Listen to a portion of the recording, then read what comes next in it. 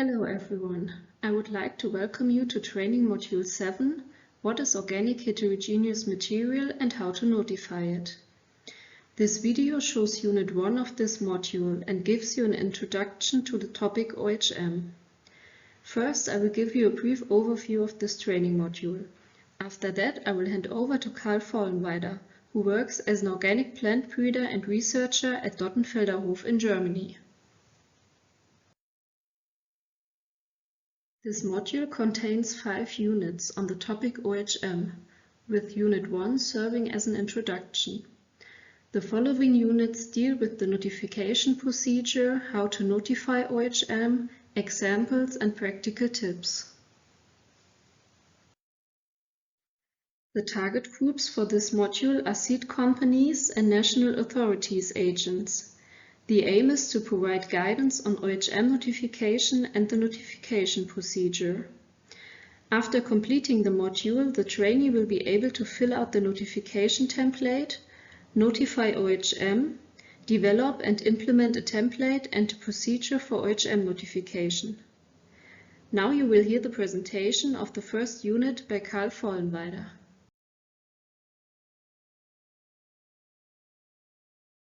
To present in my talk some aspects of seed production and a European survey we did within the live seeding project. My name is Karl Vollenweider and I'm an organic breeder at Dottenfelder Biosaat GmbH in Germany.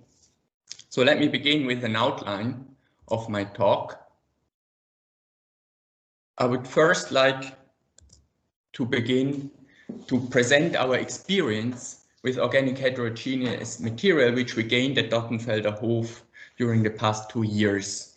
And second, I will briefly focus on seed production, and finally I will give an overview of this European survey on OHM.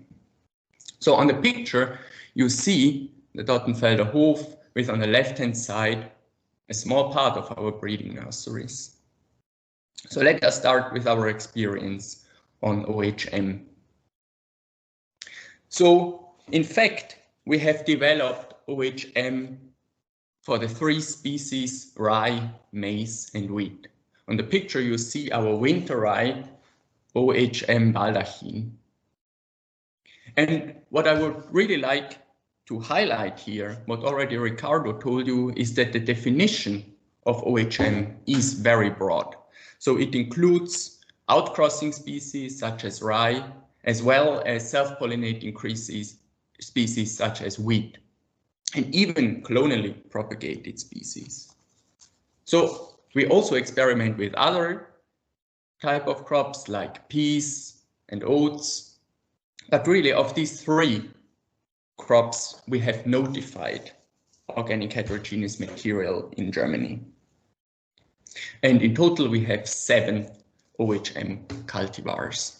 So of these cultivars, of most of them, we sell seeds. And the corresponding area under cultivation of our OHM crops is almost 400 hectares in 2022.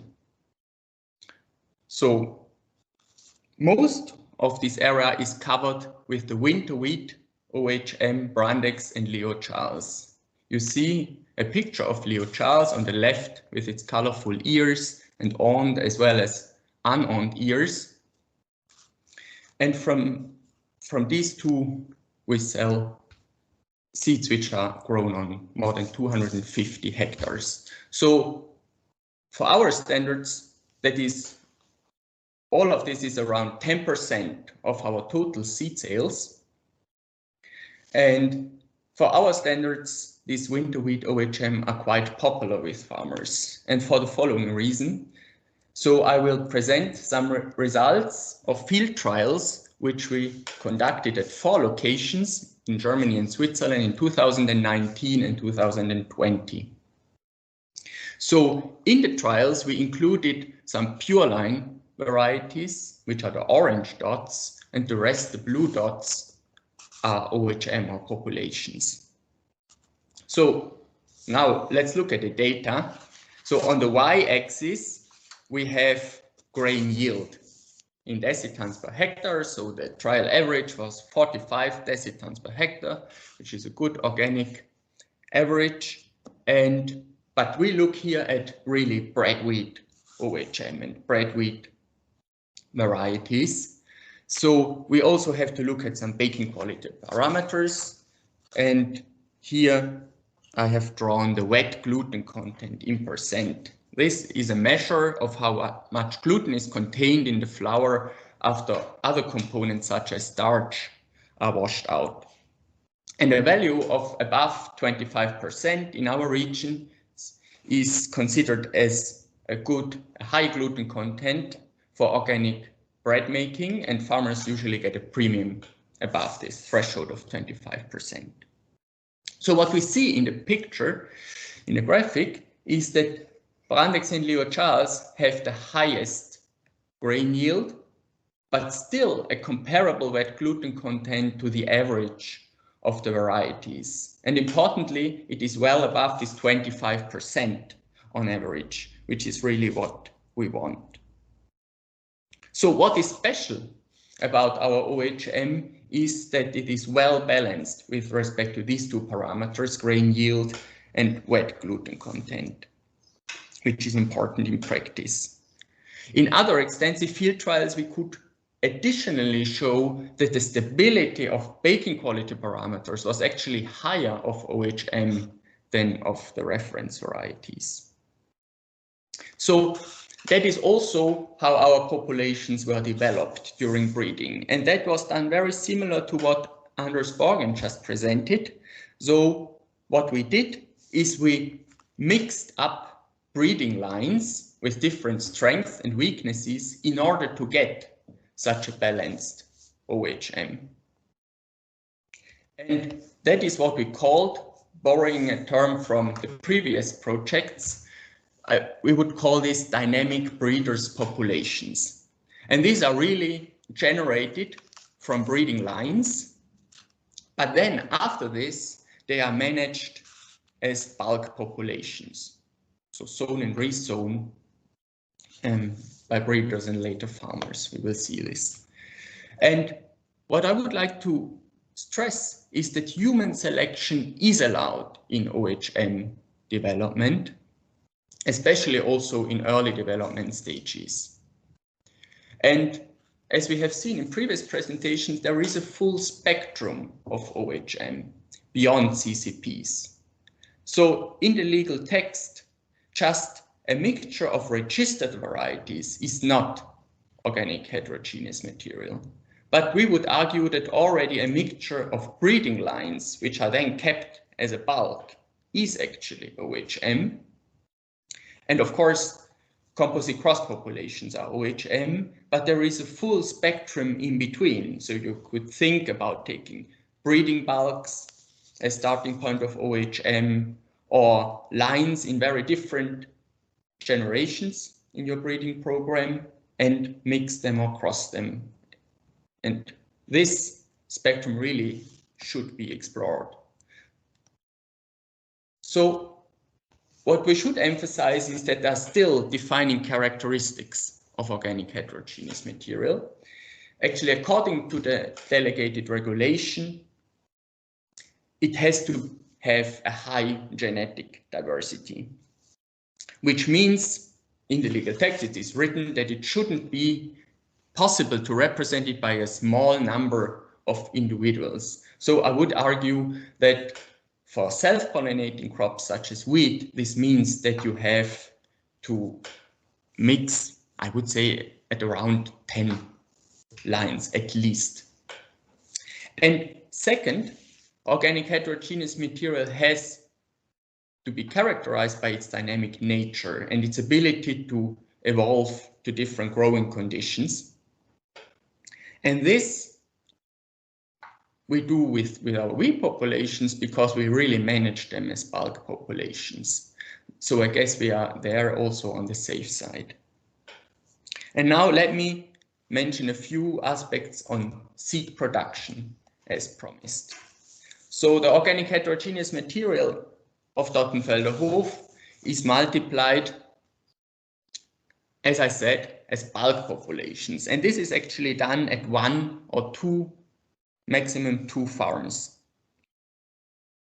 And we don't yet involve more complex schemes like dynamic management, which was suggested by Henri and others, where you really keep this OHM at several farms and you exchange seed between these farms in order to keep the full diversity of the OHM, or you keep more diversity, you stabilize the diversity more than we do by just keeping it one population. But for practical reasons, this has to be really considered as a future option because we don't need so much seed yet. And what is important, that farmers are quite keen to save seeds of our OHM. So there we have to be careful in the communication and really tell them how important seed cleaning is. And as Anders said, breeding has to be financed. Still, we practice a very open system. So we just sell the seeds, and after this, we ask farmers for donation. So our seed distributors who bought seeds and tell them, in case they do seed saving, please give the breeders a donation. And that's how we finance now our OHM breeding. In general, with our seed multipliers, we try to handle OHM as similar as possible to varieties, also in order for them to make it easier, all the handling. Since our quantities are quite high, we try also to do, we do always seed analysis, and we have field inspections of our OHM fields. And this is important for us. It might be not so important for other actors, such as if you are a very small actor or conservation, due to conservation of genetic resources. That's not what you want, but for us, we do this. And again, as in the case of seed saving, we have to be quite careful with seed-borne diseases, because in OHM you can have new types which may not have your resistance, and you also have to be a little bit careful with seed cleaning, because that's especially true for this dynamic breeders population, where you have still quite a few lines. And so you have to be careful with the seed size. That's what we realize. Otherwise, you change the composition of the population. But apart from this, we are very happy with our system. So we have a company, it's called Ökosaat Hessen. It's a collaboration of 6 farmers in our federal state in Germany. And they sell all these seeds of our OHM, as we have seen. And that's a cleaning machine on the picture of this company. So finally, let me give a very quick overview of this European survey we did on organic heterogeneous material. So on the slide, I have just tried to collect the information about the notified organic heterogeneous material. And as we have seen, there are 2 officially notified wheat populations in Denmark, and in the very last column you see the cultivation area, which is more than 400 or 500 hectares in Denmark. And in Germany we actually have 13 organic heterogeneous material of these 4 species on the slide, so wheat, maize, rye and faba bean. And also if we add it up, it's surely more than 400 hectares, but we still have to improve the quality of the data. It may be more than 500 or 600. And in other European countries, there is actually notified vegetable organic heterogeneous material from the Czech Republic. There seems to be also organic heterogeneous material in Slovenia, but this table should really be considered as work in progress. So there are other countries. We have a much more sophisticated table in the live seeding project, where we also include material in the development phase, and especially material which is in the testing phase, or where there are field trials performed. And that's also why we are here, to share our experience, to learn what organic heterogeneous material there is in Europe, and to discuss the different issues. So thank you very much for your attention.